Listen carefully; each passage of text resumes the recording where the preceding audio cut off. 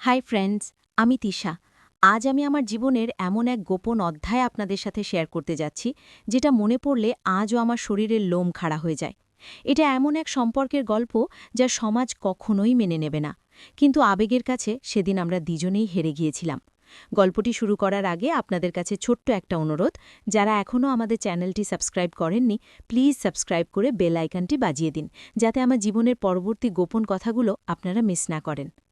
আমাদের বাসাটা ছিল মফস্বল শহরের এক নিরিবিলি পাড়ায়। দোতলা বাড়ির নিচতলায় আমরা থাকতাম, আর দোতলায় থাকতেন বাড়িওয়ালার ছেলে, যাকে আমি অমিতদা বলে ডাকতাম। অমিতদা বয়সে আমার চেয়ে বেশ বড়, বিবাহিত এবং এক সন্তানের বাবা। অমিতদার বউ মানে বৌদি ছিলেন সরকারি চাকরিজীবী, তাই দিনের বেশিরভাগ সময়ে তিনি অফিসেই থাকতেন। আর অমিতদা নিজের ব্যবসা সামলাতেন, দুপুরে প্রায়ই বাড়িতে ফিরে আসতেন যাতে তার ছোট্ট ছেলেকে দেখাশোনা করতে পারেন। আমি তখন কলেজের দ্বিতীয় বর্ষের ছাত্রী, বয়স মাত্র ১৯। আমার বাবা মা দুজনেই চাকরি করতেন, তাই দিনের বেশিরভাগ সময় আমি একা থাকতাম। বাড়িটা শান্ত, চারপাশে সবুজ গাছপালা, কিন্তু সেই শান্তির মধ্যে লুকিয়েছিল একটা অদ্ভুত টান। অমিতদা প্রায় নিচতলায় নেমে আসতেন, কখনো বাড়ির মেরামতের কথা বলে, কখনো ছেলেকে খেলানোর ছলে। প্রথম দিকে আমি তাকে শুধু একজন বড় ভাইয়ের মতো দেখতাম। তার হাসি, তার কথাবার্তা, সবকিছুতে একটা পরিপক্কতা ছিল, যা আমাকে আকর্ষণ করত। কিন্তু ধীরে ধীরে সেই আকর্ষণটা অন্যরকম হয়ে উঠল। একদিন দুপুরে বাইরে প্রচণ্ড গরম, আমি ঘরে একা, জানালা দিয়ে হাওয়া আসছিল না। অমিতদা নেমে এলেন হাতে একটা ফলের ঝুড়ি নিয়ে।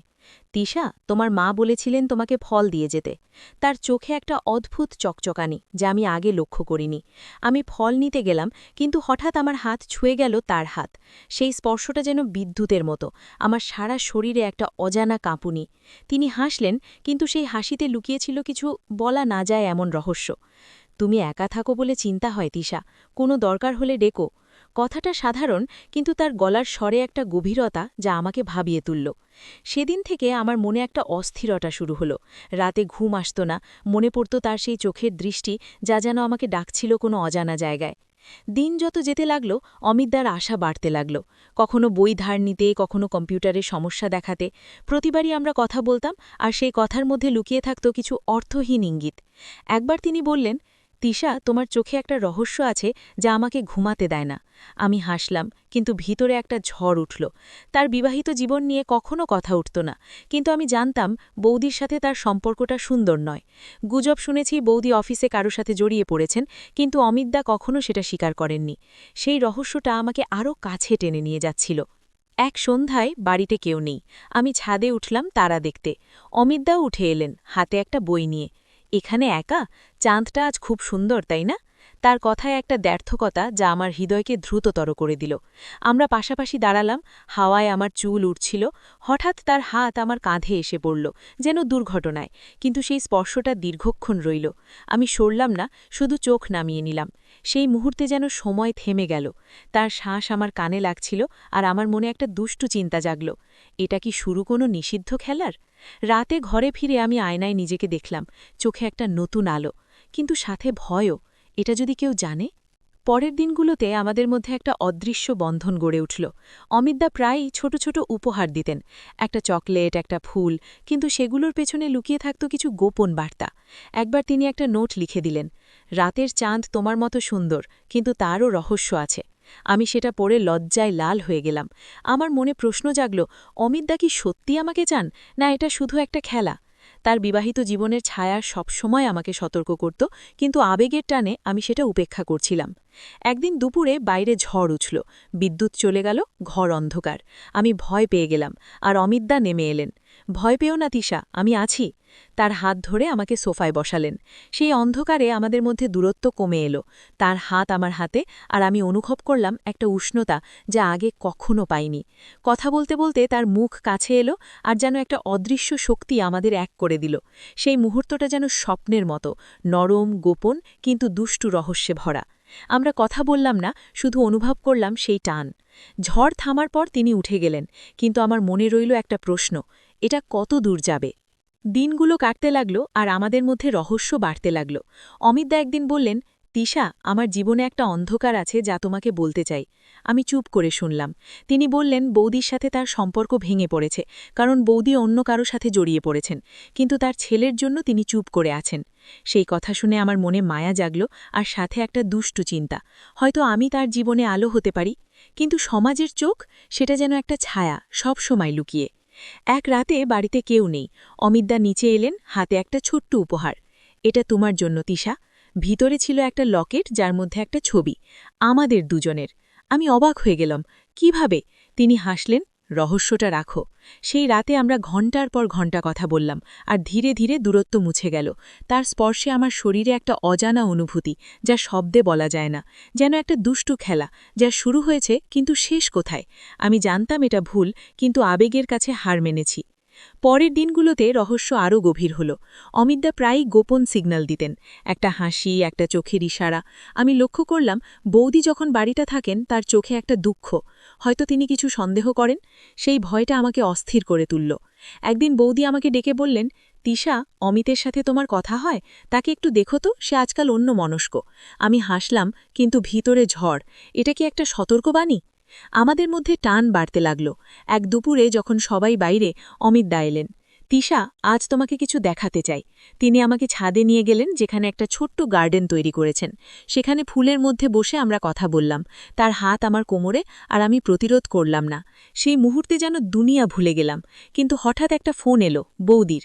তিনি তাড়াতাড়ি উঠে গেলেন, কিন্তু আমার মনে রইল একটা অসম্পূর্ণতা।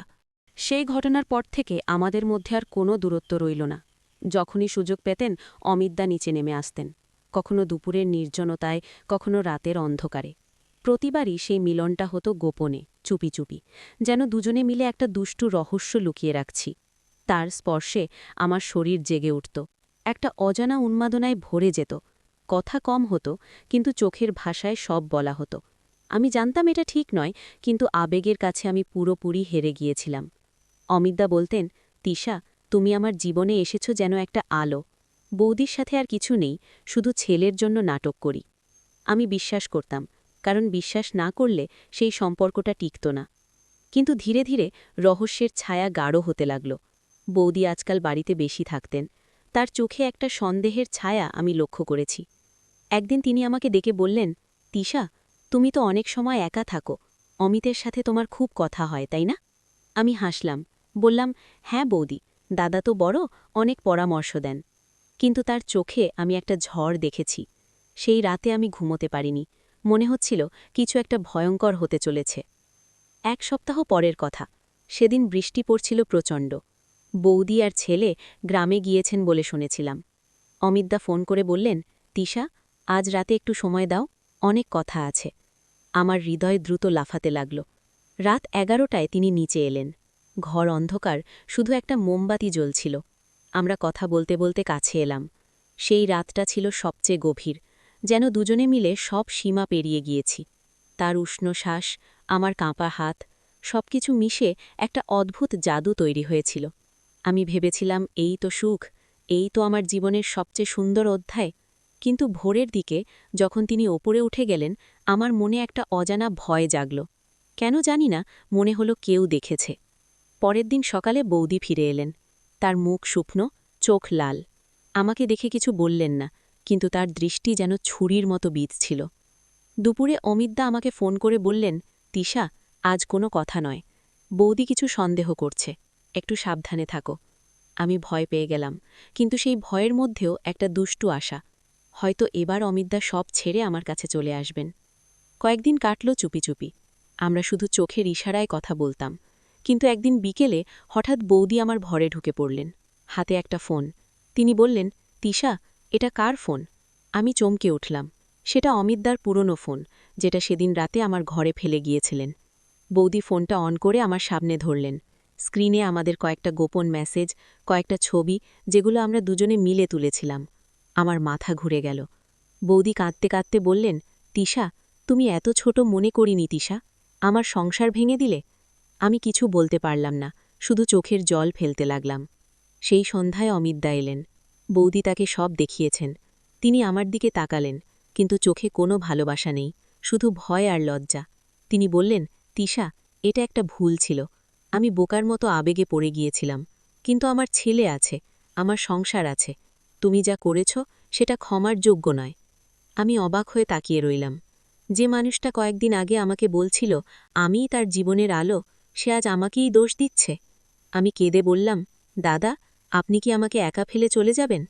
তিনি মাথা নিচু করে বললেন, হ্যাঁ তিশা, এটা শেষ, আর কখনো এই কথা তুলো না। সেই রাতে আমি একা কাঁদতে কাঁদতে ঘুমিয়েছি। পরের দিন বাবা মা জেনে ফেললেন। পাড়ায় গুঞ্জন শুরু হয়ে গেল। আমার বাবা বললেন, আমরা এখান থেকে চলে যাব। 2 সপ্তাহের মধ্যে আমরা নতুন ফ্ল্যাটে উঠে গেলাম, শহরের অন্য প্রান্তে। অমিতদার সাথে আর কোনো যোগাযোগ হল না। কয়েক মাস পর শুনলাম তারা আবার স্বাভাবিক জীবনে ফিরে গিয়েছেন। বৌদি ক্ষমা করে দিয়েছেন ছেলের জন্য। আর আমি হয়ে গেলাম পাড়ার বদনামের মেয়ে। আজ এত বছর পরেও মনে পড়লে শরীর কেঁপে ওঠে। সেই গোপন মুহূর্তগুলো যত সুন্দর ছিল, পরিণতি ততটাই কষ্টের। আমি শিখেছি নিষিদ্ধ সম্পর্ক কখনো সুখ দেয় না, শুধু দাগ রেখে যায়। আবেগের কাছে হার মানলেও একদিন বাস্তবের ধাক্কায় সব ভেঙে চুরমার হয়ে যায়। অমিতদা আজও সেই পুরনো বাড়িতে আছেন, কিন্তু আমি আর কখনো সেই পাড়া মাড়াইনি। ফ্রেন্ডস, এই ছিল আমার জীবনের সেই গোপন অধ্যায়ের শেষ। যারা শুনলেন তাদের কাছে অনুরোধ, কখনো এমন পথে পা বাড়াবেন না। ভালোবাসা সুন্দর, কিন্তু সীমার মধ্যে থাকলে তবেই সেটা আশীর্বাদ। কমেন্টে জানান আপনারা কি ভাবলেন। পরের গল্পে আবার দেখা হবে। Thank you.